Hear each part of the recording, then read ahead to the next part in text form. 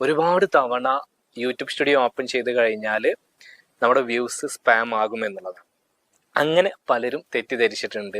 Actually ഈ രീതിയിൽ ഇപ്പോഴും ഒരുപാട് പേര് തെറ്റിദ്ധരിക്കപ്പെട്ടിട്ടുണ്ട്. അതായത് യൂട്യൂബ് ചാനലിൽ നമ്മളെ വീഡിയോസ് നമ്മൾ എടുത്ത് നോക്കുന്ന പോലെ തന്നെ പ്രശ്നമാണ് നമ്മുടെ യൂട്യൂബ് സ്റ്റുഡിയോ ഓപ്പൺ ചെയ്ത് നോക്കുന്നത് എന്നുള്ളത്.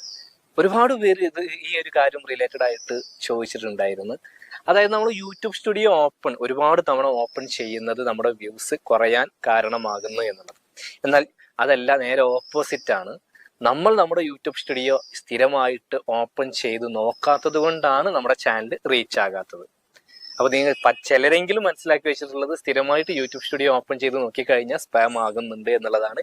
അങ്ങനെയല്ല, സ്ഥിരമായിട്ട് നമ്മൾ യൂട്യൂബ് സ്റ്റുഡിയോ ഓപ്പൺ ചെയ്ത് കൃത്യമായിട്ടുള്ള അനലിറ്റിക്സും കാര്യങ്ങളും അനലൈസ് ചെയ്യാത്തത് കൊണ്ടാണ് നമ്മുടെ വ്യൂസ് കയറാത്തത് എന്നുള്ളതാണ് നമ്മൾ മനസ്സിലാക്കേണ്ട